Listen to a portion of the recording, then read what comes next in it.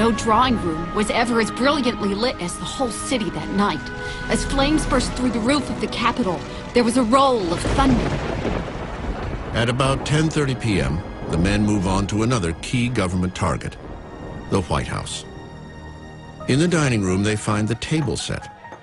Coburn orders wine poured, and in a sarcastic toast to the president, drinks to Jemmy's health. Soldiers rampage through the rooms, grabbing souvenirs, including a ceremonial sword and a pair of rhinestone buckles. Even Major General Ross pockets President Madison's love letters to Dolly.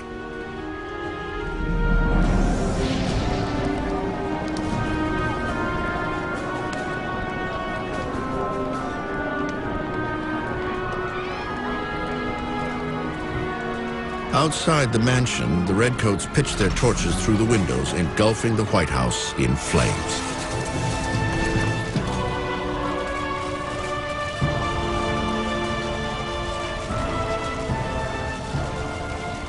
The destruction of Washington's public buildings, these fires, the glow of which was seen 50 miles away, struck at the hearts of many Americans wherever they were. Every American heart is bursting with shame and indignation at the catastrophe, recalls George Douglas, a militia private. Perhaps no one feels the emotions more deeply than President Madison, who watches the fires from horseback in Virginia. There's no sign of panic. There was intense concern about making sure the government didn't fold up, and he felt, of course, a responsibility. At that stage, Madison was thinking, where would he find Dolly? Where would the rest of the government be? How could he reconvene them to show that the government could still function and still exist in an effective form? The next morning, August 25th, the British set the Library of Congress and the Navy Yard afire as storm clouds threaten overhead. But at 2 o'clock that afternoon, two events would transform a burning Washington into a scene beyond comprehension. With little warning, one of the most powerful hurricanes in its history hits Washington. Lightning splits clouds open as gale-force winds tear through the city. Out of nowhere comes this uncanny storm, which not only dumps a tremendous torrential downpour, but it rages against this British column. One redcoat recalls the fury of this perfect storm. Our column was completely dispersed, as if it had received a total defeat. Some of the men flying for shelter behind walls and buildings, and others falling flat upon the ground to prevent themselves from being carried away. Such was the violence of the wind that two pieces of cannon were fairly lifted from the ground and borne several yards away. What has started out as a blessing is about to become a catastrophic event of epic proportions. As the hurricane wreaks destruction throughout the burning city, a tornado suddenly appears from the sky and shears through the center of the Capitol.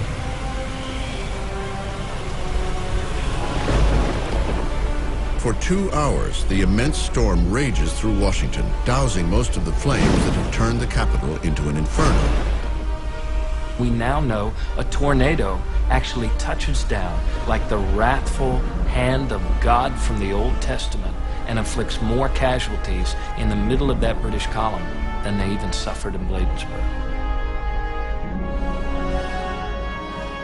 When the storm clears out the next day, so do the British. The invasion force returns to Benedict, Maryland, a battered and bewildered unit.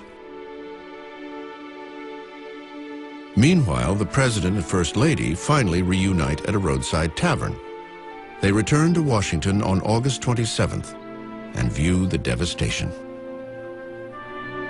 In just 24 hours, a capital that had taken 10 years to build had been reduced to a charred wasteland.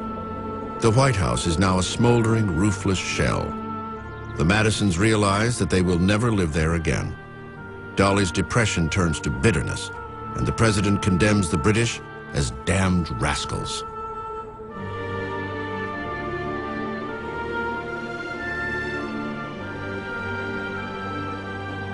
Madison suppresses his anger by riding through the streets of the charred city. Our good president, observes banker John Barnes, is out animating the troops and encouraging the citizens not to despair. In some ways, the war was the making of Madison as a president that connected to the people. He always was a brainiac. But with the burning of Washington, he is connecting to people in a very heartfelt way. He cares about them. He gets a sense that his constituency actually responds to him as a person, and that's the first time. He was a pretty formal guy. Madison had just gone through a trial to rival their own. He had never been in good health, but now he had just spent 4 days on horseback with little or no sleep, rallying troops and doing what he could to defend his country. Some Washington citizens urged the president to relocate the capital to Philadelphia, but he refuses. Instead, Congress meets in a hotel while the president calls a cabinet meeting in the post office, the only government building spared. Madison confronts his Secretary of War, John Armstrong, who many blame for leaving Washington vulnerable to attack. Armstrong resigns. Madison replaces him with Secretary of State James Monroe. Yet Secretary Armstrong was prophetic on one point. He had insisted that the British would strike Baltimore. But word of Washington's devastation has already reached the city, and there the Americans would be ready and waiting. September 10th, 1814. Just 2 weeks earlier, Washington was decimated, its army virtually non-existent. The destruction of Washington has spread fear over the Chesapeake Bay, especially in Baltimore, a city the London Times calls a nest of pirates. And it's from here that the privateers, those little sailing ships, have gone out to seize British ships so that the captains and the crew can get the prize money. And that's why this city is deliberately targeted by the British. Baltimore had seen violent anti-war demonstrations 2 years earlier, but now the city finally galvanizes and prepares for an attack. George Douglas, a local merchant, expresses the view of many. The horrible mismanagement at Washington has taught us a useful lesson, and we must be worse than stupid if we do not make proper use of it. The city's leaders appoint Samuel Smith, a Revolutionary War veteran and the Major General of the Maryland Militia, to lead Baltimore's defenses. Sam Smith's in an interesting position.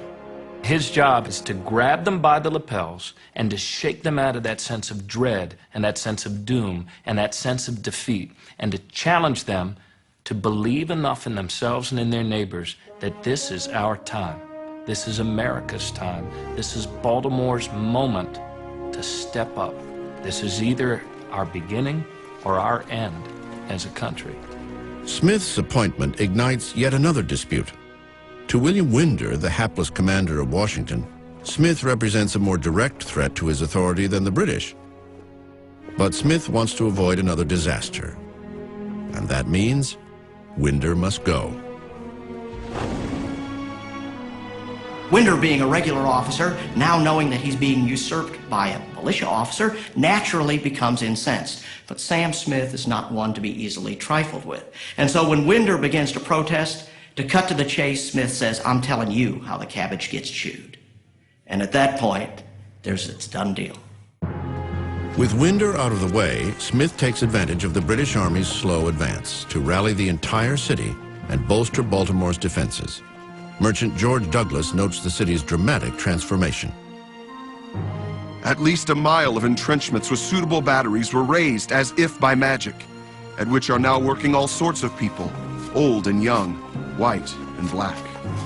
They worked together, building the earthworks, protecting their livelihood. They knew at the last minute what they faced if the British took over their city. The responsibility of galvanizing the American military presence falls to a young commander, Major George Armistead. He already knows what will be the target of a naval attack, Fort McHenry in Baltimore Harbor. Major George Armistead, 38 years